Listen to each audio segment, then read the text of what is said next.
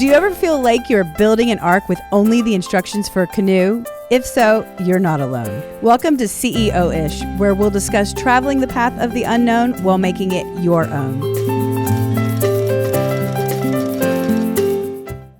I'm Jill Donovan, CEO-ish of Rustic Cuff, and today I'm super excited because we are going to talk about one of my favorite subjects, and that is teachers. And I brought with me a teacher, a former teacher. Do you call yourself retired teacher, Kelly? I do, but that's a lie because I didn't actually retire. I just stopped teaching. But isn't that retiring, sort of, when you stop? Yeah, I guess so. Okay. Somebody look up the definition of retire. Okay. So I'm going to tell a story. First of all, tell me how many years you were a teacher. I did 6 years in preschool, and then I did, when my kids were old enough, I went back and did long-term subs in just kindergarten for another 5 or 6 years. Okay. And you also did vacation Bible school. I did. I was that teacher. Yes. You did snacks. Lady. Yeah. Don't know if that would, that passes. No, it was. No, I take that very seriously. You do. You still do it. There was a lesson that went with the snack at VBS. Oh. And it was always impactful, but you had to teach the lesson, and I cried every time. You did? I always cry when when Jesus is involved and kids, I get overly emotional. And I food? Cry. And food, TV. Do you teach them the lesson before you give them the snack? Yes, of course, always. Because they don't care once they get the snack. They're not listening at all once the food gets. No, I'm not sure they're listening before they get the food. They are. So yes, I'm sorry. That's what teachers tell themselves. Yes, they for sure are. Okay, so on Sunday, today, it was 3 days ago. On Sunday, I decided that I was moved to do something for teachers all around Oklahoma because school starts last week, this week, and next week for most schools.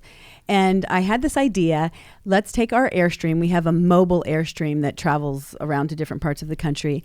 And let's empty out all the product that is in there, and let's put product in there that we could be in there for teachers. And I would make a 60-second video at home, put it online on Sunday night, and tell all of the teachers anywhere, didn't have to be just Oklahoma, that they could come to the Airstream on Monday afternoon and Tuesday afternoon and pick out any one thing in the Airstream to start their year off. Got it.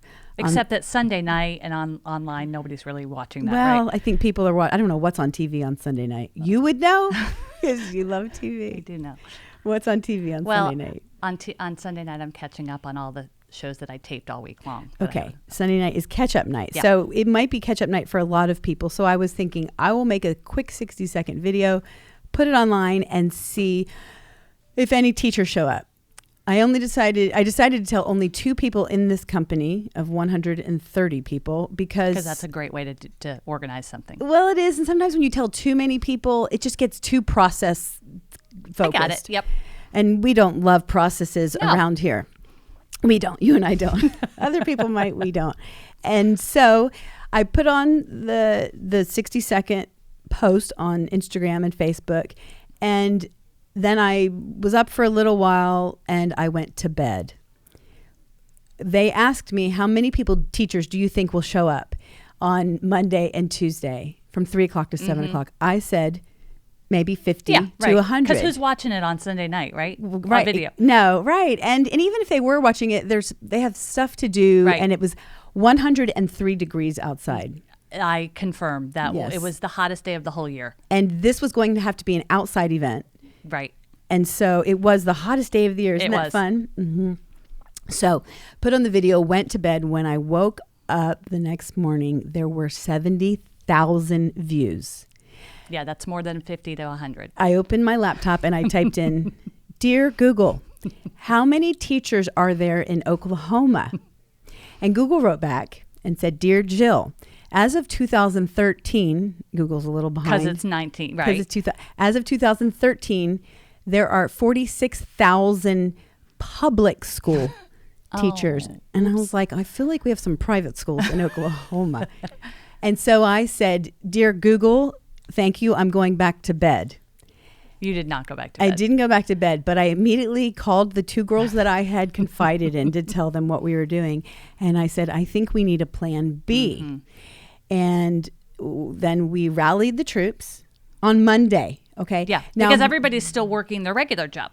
yes, exactly. Like yes. we're making jewelry all day Yes, long. Because yes. that's what we're doing here. Mind you, Monday is parent and student orientation for both of my children. Oh, that was another bad timing. That was all morning long from 8 to 12:30. So we were going to start this event at 3 o'clock. And our team rallied like we do. Because we're the best, really. The best kind of girls. I got to say, we can get it done. You can give this team 6 months and they won't start till the day before. And then it'll be all botched up. But you give them 24 hours. And the adrenaline kicks in and we just get that thing done. Yes. So this actually has taught me no more advance notice for anybody on the team. Oh, good. As a matter of fact, right before we did this podcast, I was like, podcast time, 60 seconds till we start. Side note, someone said to me, are you taping the podcast today? I was like, nope, I got stuff to do. And then I jokingly said, I probably am, and I just haven't been told yet. Enter Danielle. Hey, we need you upstairs for the podcast right now. And I see you put makeup on. Well, that's because I said I had to go to the bathroom, but I put some lip gloss on. Okay. And did you do that yourself? No. Okay. Susie helped me. Okay. Thank you, Susie. So back to our teachers. So 70,000. So around 1:30, I'm starting to feel a little bit of anxiety. Right. Because I see now that it had been shared 1,700 times. And I feel like 1,700 shares on a 60-second video that you posted the night before when you thought everybody was watching TV feels something that you should be a little overwhelmed about. Yeah. Okay. So 2:15 rolls around and I drive from my office, which is 1 mile from where the Airstream is and where our main corporate office is. And I look and I see the entire parking lot filled with cars. And I thought, because we have about 50 people that are working over there. And I thought, is it family day? Or did everybody bring their family to work today? And then I thought, this cannot be this many people at 2:15.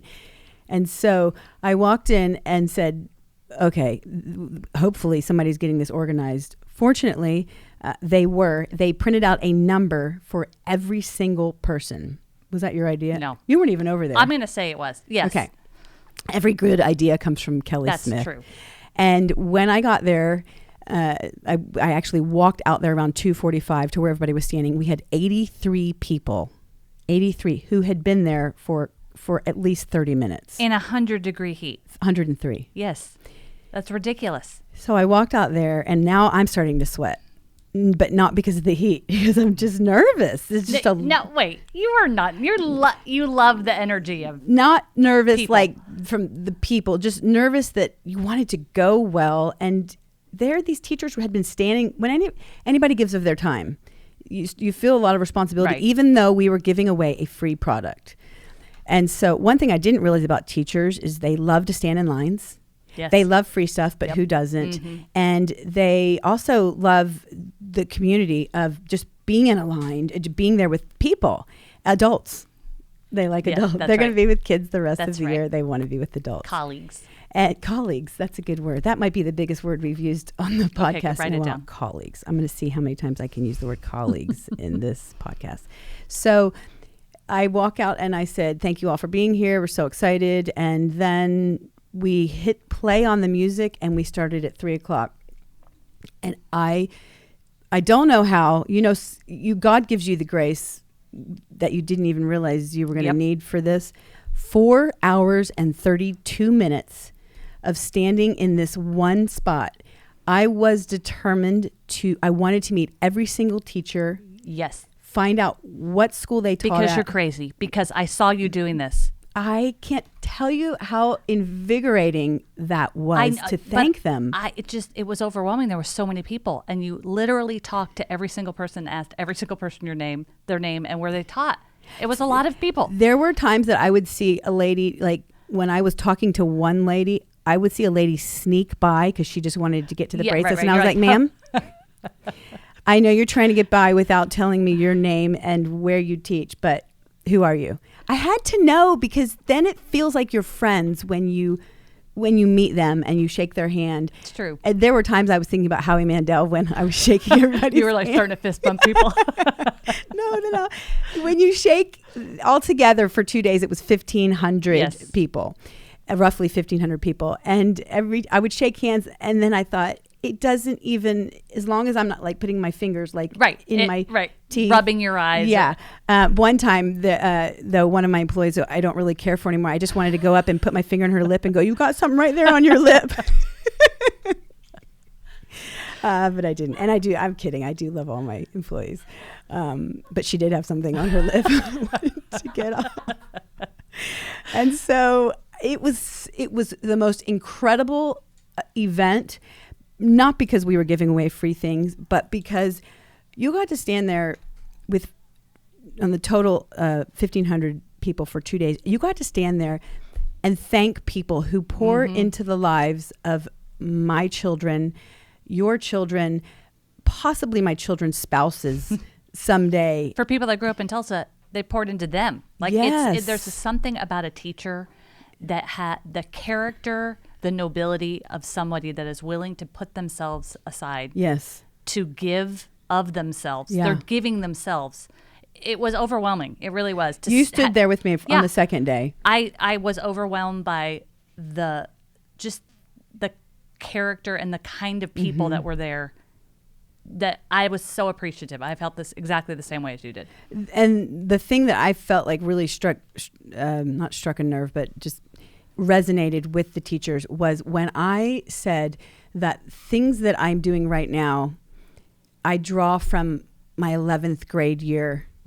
Mrs. Buchanan, my 11th grade English teacher. There are things that even for a time I don't even think I realized how influential she was until I realized that some ways that I'm writing and telling stories. Yeah. She was a storyteller, and she loved it with a passion, but I now realize it wasn't what she taught. It was who she was that changed me and that influenced me. And I wanted to go back and thank her for the only thing I remember from English was when we got to read Macbeth. And I was like, it was a Christian school. And I wanted to, everybody would take turns reading. And I wanted to read the out damn spot what is it? Of course you did. Because we weren't allowed to say. Out damn spot. Out I say. I don't remember reading Macbeth. Is it out damn spot, out I say? Someone fact check that, please. Yeah.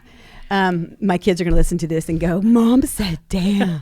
But I say it in the context of an amazing... what was her name? Mrs. Buchanan? Mrs. Buchanan. You should totally look her up. I will, but she gave me the confidence to write and to tell stories possibly in bigger and better ways than even my own parents could have done for me. And so as I was talking to the teachers yesterday, I said, you are planting seeds and then watering somebody else's seed that was planted in a way that you might not know for 30 years. And then you look back and see this oak tree that because of you, that oak tree is what it is. Totally. And it was amazing because you could feel the frustration some of them just wanting to give up. Yeah, because it's exhaustive work, honestly. And sometimes you aren't thanked in the way that a lot of times people who work really hard, maybe in corporate America, get thanked. Yes. And so, as I said, you're watering seeds, and because of you, a whole forest will grow. You could feel, you were in there when I said that. Yes. And then when I left the room, you tried to steal it and say it again. I did. And it didn't work. Please wait. I just have to. No. Can I say it? I'm going to. Oh, fine. Okay. I said, you tell it. I'll tell it. Yes. I said, Kelly, I need to walk outside for just 1 second because we had them in the foyer. Every 100 people we could fit inside. In the air conditioning. Try to keep them cool. Everybody else beyond the number 100 had to stand in line. And at any given time, there were 350 people in line.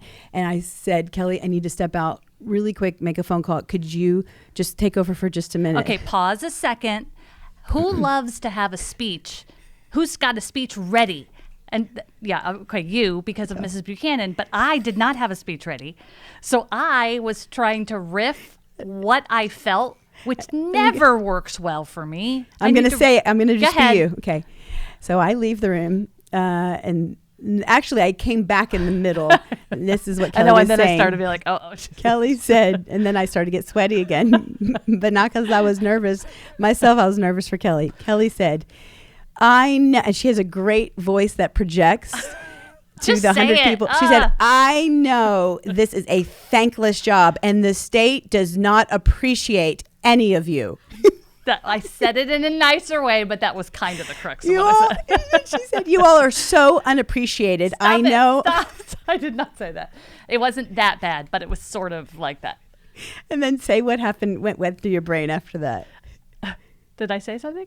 You told me this morning, you said, I have to rewrite the speech in my head. Yeah. No, I did. That was later in the day because as I was saying it, I was like, oh, I'm digging this hole and I don't know how to get out.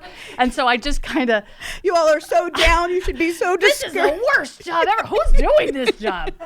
I didn't say that. But I felt like I was going down this negative road, and I did not mean it to be negative. She was erasing all the work I had just done for the last 4 hours. So then when I got home and I was getting ready for bed, that's when I started to do the sweat. I was like, I got to rewrite that speech. Well, there's no rewriting it. It's already done. Well, now I'm on a podcast, so I'm going to rewrite it now.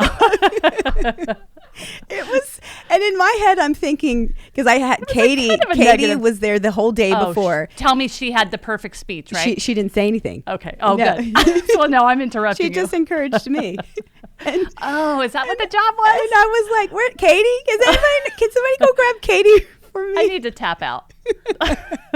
So it was funny because at the time I was thinking, well, I guess she's a teacher talking to teachers. They're probably speaking the same language. Maybe I've been too encouraging and too positive and uplifting, inspiring for all the teachers. I was just keeping it real, Okay, I'm sorry. Okay, it was very, very funny. Because at times teachers do feel unappreciated. Yes. Because monetarily speaking, they are not getting rewarded.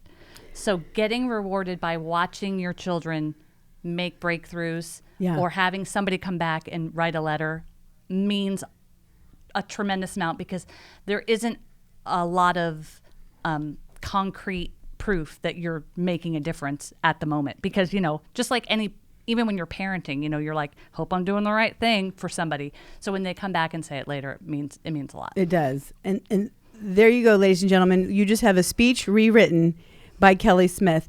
But I would submit to you, which sounds such a funny thing to say, but I was just at a conference and there was a speaker who his entire speech, he would say, so I would submit to you, and I thought, I'm going to use that. Did you like that? It was very powerful. So colleagues, I would submit to you, there we go, I'm going to check on that. Yep.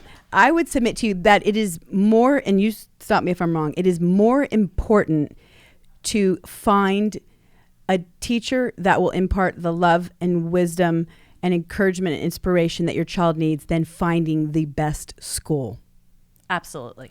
Now, that's not to go just looking for a particular teacher, because at any point that could change, but find the place that is filled with those kind of teachers instead of finding the quote unquote best school. Well, because I'll just speak for my own self and my own children. I know that algebra is important, and history and all of the details of grammar and all of that. Like, I'm glad that teachers are giving that kind of information.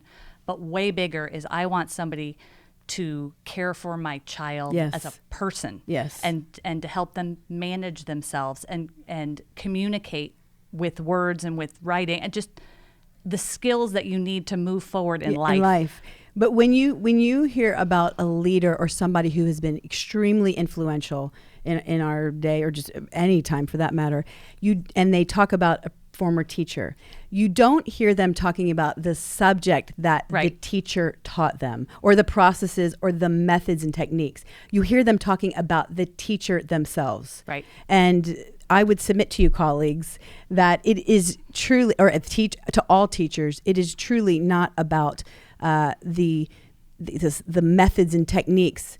That it is about that. Obviously, that's what they're teaching, but it is more important how you impart your wisdom and inspiration about life. Yes. Yes. For sure. That's why I liked to teach the younger grades, pre-K and kindergarten, because there wasn't, there's not a tremendous amount of subject matter to cover in a year, the alphabet, letter sounds, things like that. But the bigger thing is, when I offer you ketchup at lunch, I need you to say yes, please, or no, thank you. And every time you go around and you go, would you like ketchup? And they go, yeah, and you say, it's yes, please, or no, thank you. It's that constant, loving person that's just guiding you on how to treat other people. Yeah. Did you ever read the book, All I Ever Needed to Learn, I Learned in Kindergarten? Kindergarten? That is one of my all-time favorite books. That is a great read because it's so true. It's just the basics. And if you're listening to this and you didn't do a good job with your kid in kindergarten, I will be rewriting a book saying the title, All I Ever Needed to Learn, I Learned in 11th at 49. Yeah. Oh. Yeah. Who was your most influential teacher that you can remember? My most influential teacher was Mary Jo Giffen in the 4th grade. Now, I grew up in New Jersey, so all the teachers were pretty much from the Northeast, except Mary Jo, who was married to an NFL player who was playing for the New York Giants, and she just moved to town because I lived really close to New York City, so that she just was a teacher and was getting a job. And she was from the South, and she had a Southern accent, and I was like, I had never heard a thing like this before in my life. I thought, she's so beautiful, and she's so, look at that, her voice is like, I just loved her. She was just so relaxed in the classroom. And I vividly remember we had to do some project about creating a cereal box that we made up and like marketing it. And mine was called Kelly's Crispy Critters. How I know this and remember, I have no idea. But I made a cereal box, Kelly's Crispy Critters, and I had to get up in front of the class to do an oral report on selling my cereal box. In the 4th grade? 4th grade. And I remember standing up there, and I had the whole class. Well, okay, really, I had this one cute boy named Jason Clare. He was in my class. I was giving the oral report, and he was hysterically laughing in the front row. And the moment it occurred to me, I'm funny. Oh. I'd never even thought of it before. I thought, I got this whole room laughing. I loved that feeling of having everybody laugh at my jokes. Is that when then it started for you? That was it. Like and Mary Jo was laughing, and that was my year that I was like, oh no, I got this room. Is she still alive? She is. Can we call her? I don't know where she lives. Oh, we should. That's what we should have done. Looked up Mrs. Buchanan. Okay, next time. Yeah, but that's a great story because I like to hear when you started your. I didn't know I was funny until the 4th grade. Yeah. Wow. Yeah. I know. Not a lot of people discover it in the 4th grade, though. Some people discover this much later in life. So it was like that. The joy of making other people laugh was like a drug. You know, you're yes, like, it is a drug. I love this. Yeah. Thank you, Mary Jo. Thank you, Mary Jo Giffen. And besides just being school teachers, there are all kinds of teachers, obviously, that inspire. Peanut has a piano teacher, and her name is Miss Cheryl Baker. And Peanut doesn't love the piano. She doesn't hate the piano, but I love the piano and want her to learn the piano. And like every child says when they're 40, really wish I would have stuck with. Yeah, I was so grateful my mom made me stick with those piano lessons. Yes. And so Peanut, in the midst of learning the piano, picks up a ukulele and starts playing the ukulele. And Miss Baker came to piano every week to teach Peanut, but Peanut would tell her about her love for the ukulele. Mrs. Baker does not teach the ukulele. No, He's never played the ukulele to my knowledge.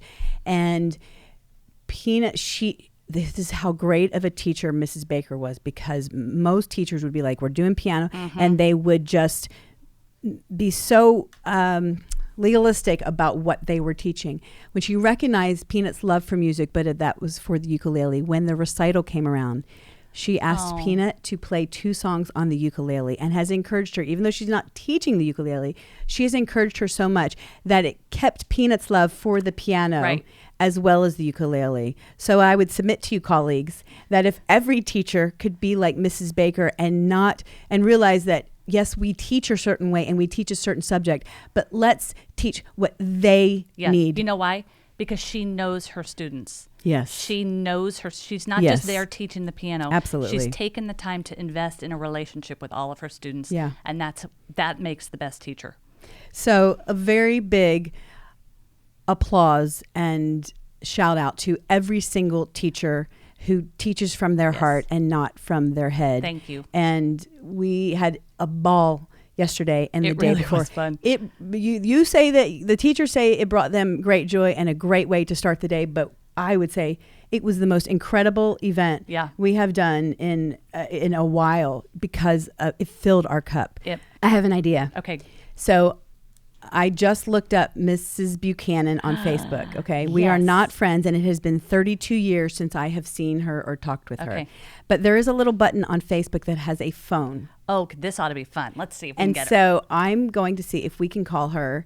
I don't know if she will remember me. This was 32 years ago. So wait, I'm sorry. Yeah. If you call someone on Facebook, is it calling their phone? It calls their message on Facebook. Like it'll pop up on their phone, not like through their actual. Okay. But you can talk. Yeah, you Sorry, can talk we to don't them. need to discuss the dynamics Yes. of it, but I was Yes, just curious. that's the next podcast. So we're going to try to call Mrs. Buchanan, okay? I wish Facebook had a way for you to leave a message for them because that would be cool to be able to leave her a message.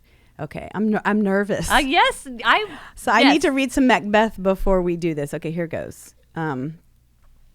Messenger would like to access the microphone. Okay, let's go out. I need to put my glasses on for this.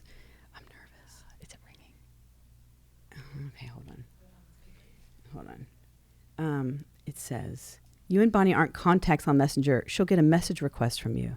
Well, I want to be friends with her. I'll see if I can friend her really quick. And then I'll see if she happens to be just right on her phone. Now, I will say this. Yeah. Mrs. Buchanan's probably not the youngest lady, so I'm not thinking she's going to know how to. But she's on Facebook. Yeah, but like my dad, who's in his 70s, checks Facebook every like 3 weeks and doesn't know any of the buttons. Okay. So I'm not feeling like. I want to friend her. Okay.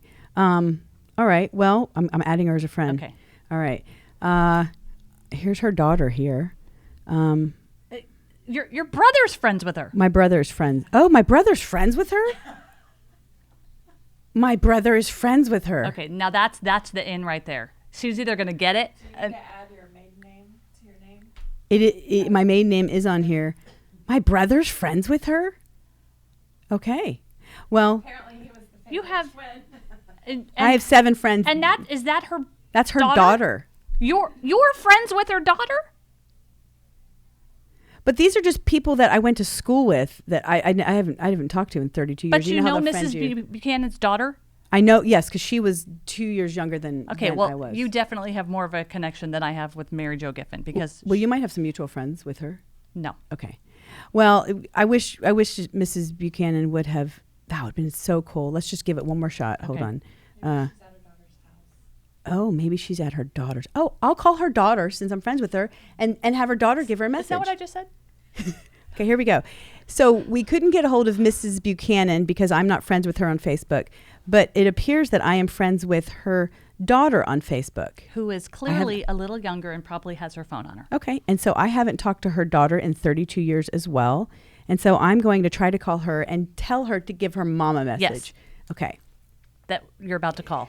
If I thought I was nervous 2 minutes ago, I'm double nervous now because now I have to give a message I'm to starting somebody. to sweat a little bit. I for know. I'm feeling a little short of breath. Okay, here we go. This would be fun. I think every podcast we should try to yeah, we should call do that. somebody randomly. Okay, Because here we go. everybody likes that. Should I do the FaceTime one? No, let's no. go.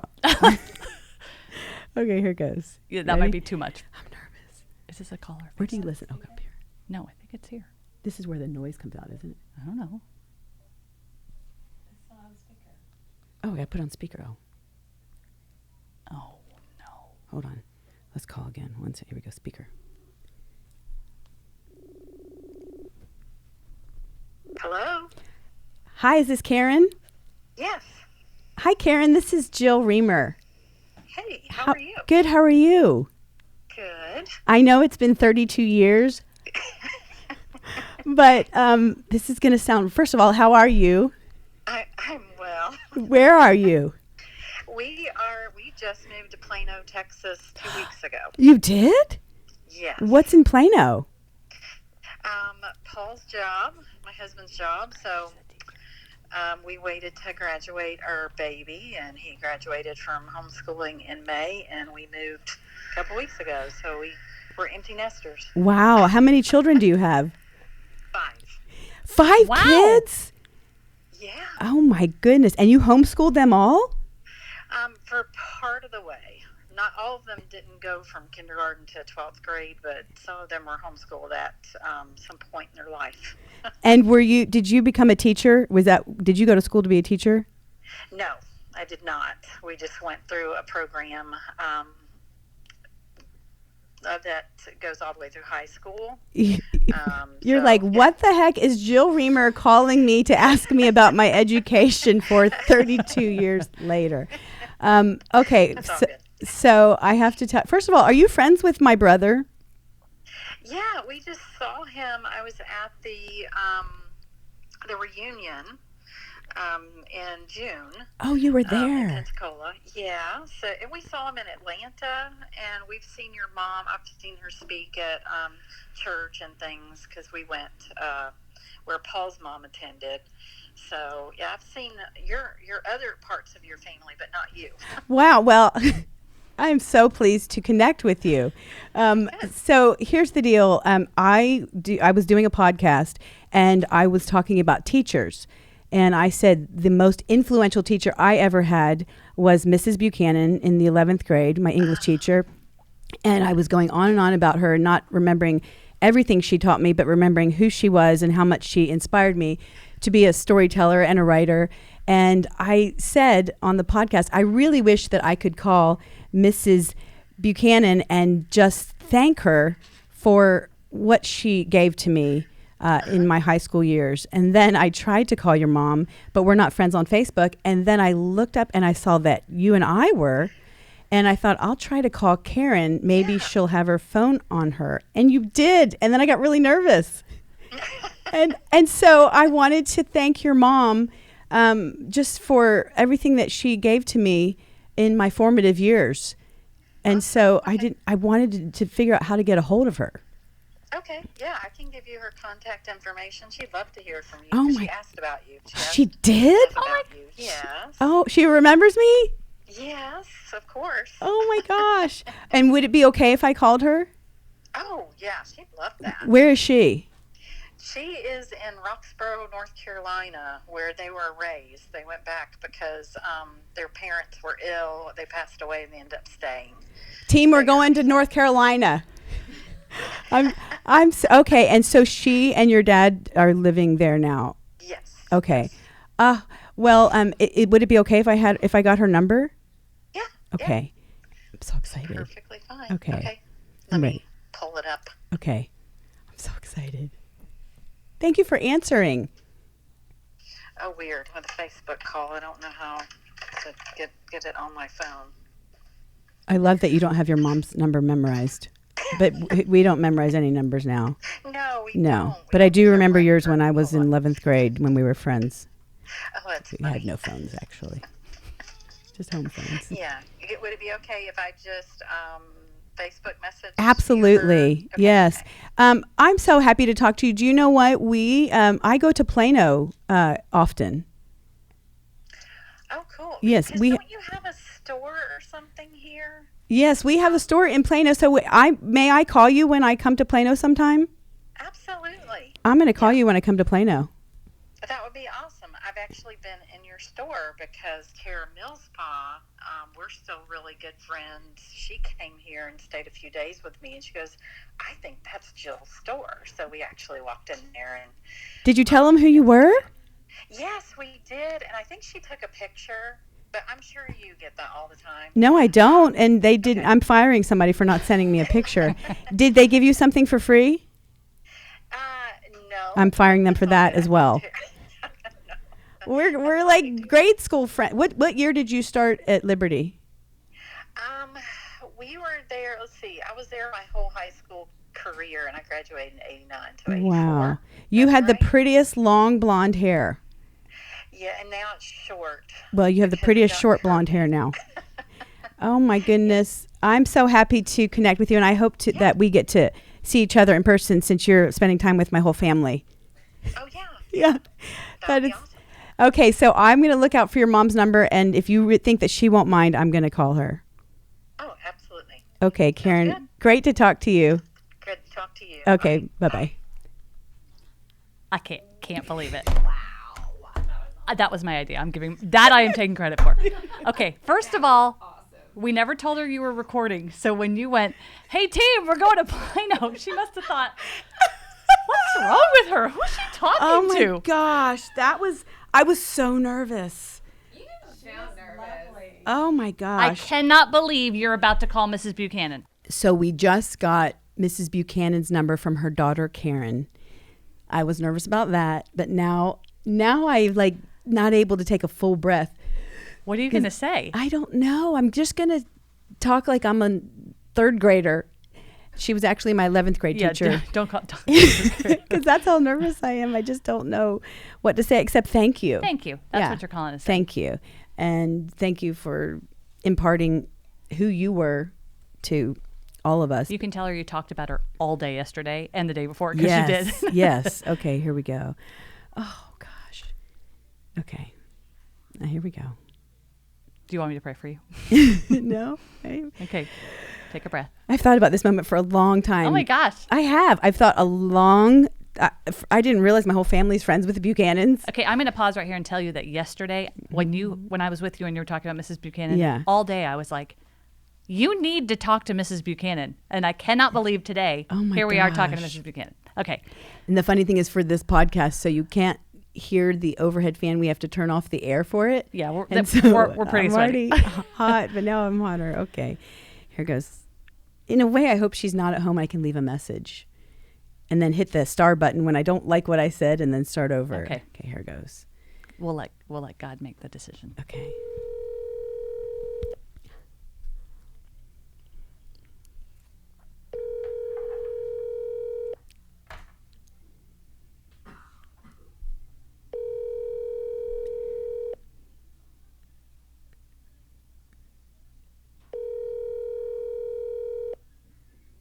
She doesn't recognize the number. Yeah. She's like, I don't know anybody in Tulsa, Oklahoma. She's about to. Your call has been forwarded to an automated voice messaging system. Bonnie Buchanan is not available. At the tone, please record your message. When you've finished recording, you may hang up or press 1 for more options. To leave a callback number, press 5. Mrs. Buchanan, this is Jill Reamer. Donovan, Jill Reamer is what you may remember me as, but I was in your class in the 11th grade and I believe the 12th grade as well. And I wanted you to know that yesterday was Teacher Day around here and the day before, and we celebrated teachers. And I talked about you to about 1,500 people and told them that you were my all-time favorite teacher and that you had such an influence on me, and not necessarily for the subject matter, but for who you were and the confidence that you gave me to write and be a storyteller. And I thought yesterday, I want to figure out how to get a hold of Mrs. Buchanan and tell her that. And so I'm a little nervous calling you 32 years later, but I am so grateful to you for all that you imparted to me and how much you impacted my life as a teacher. And I just wanted to say thank you. So thank you. And I hope that you are doing well and that you have a wonderful life. I know you do, because I just found out that my whole family keeps up with you and I didn't even know that.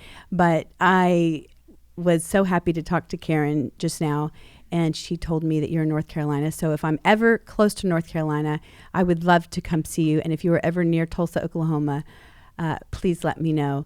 And thank you. Bye. That was perfect. That was great.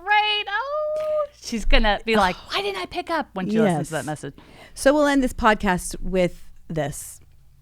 If there is somebody who has had a major influence in your life as a teacher, find out where they are, figure out how to get a hold of them, because you can. You can. If you can find out who your biological father was from 80 years ago, you can find out who your teacher was in the 11th grade.